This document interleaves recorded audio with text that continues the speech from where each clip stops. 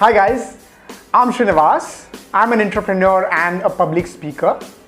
A few weeks ago, I announced on my Instagram that I'll be launching a series of videos called the Inspiring Tales from India. Well, today is the first episode. On this series, I'm going to tell inspiring stories of my experiences from my travels across 300 destinations in this country. Today's episode is called the Tibetan Tigress. Have you ever had that feeling when you've asked yourself this question? What's the purpose of my life? Why am I doing what I'm doing? Well, I have. And I've also found out that when you travel, meet some interesting people, listen to their inspiring stories, you get a different perspective in life.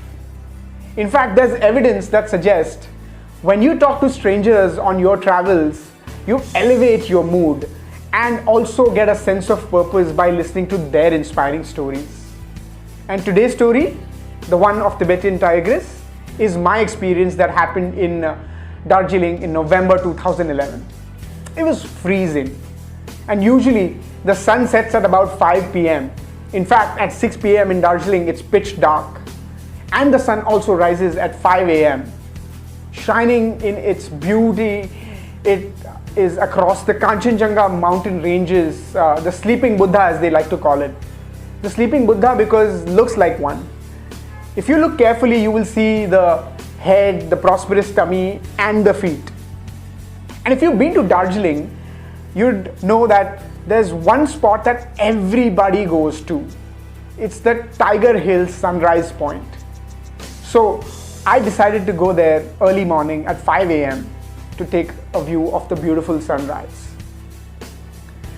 Having a special cup of Darjeeling tea, we enjoyed the beautiful sunrise, me and my friend Mr. Patel, who had come down from Silicon Valley to enjoy his vacation. After the sunrise, we went down to this place called Bekasi Loop.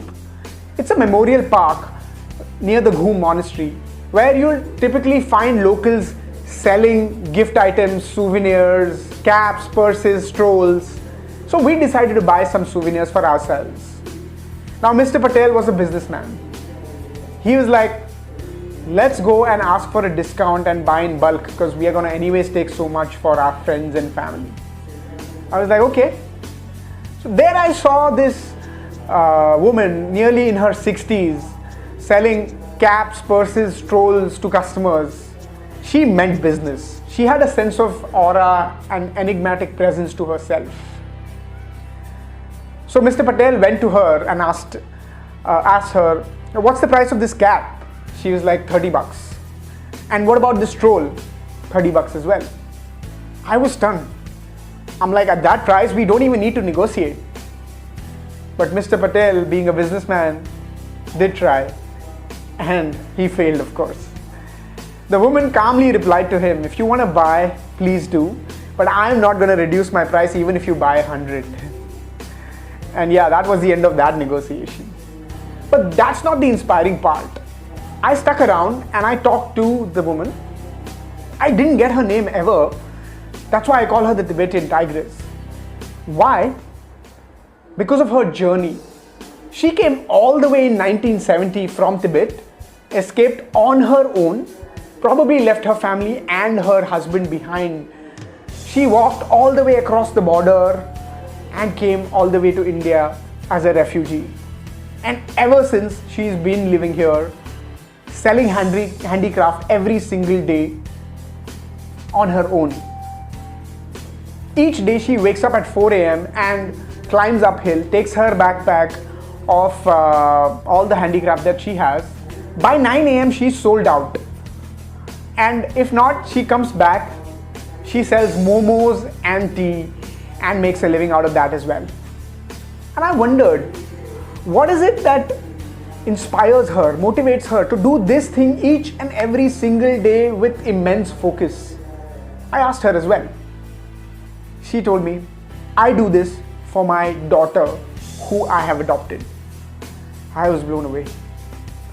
She came all the way from Tibet, didn't have a family, decided to adopt a daughter who She wanted to give a better life, a better purpose, educate her and make her living so that she does not suffer and goes through the pain that she's been.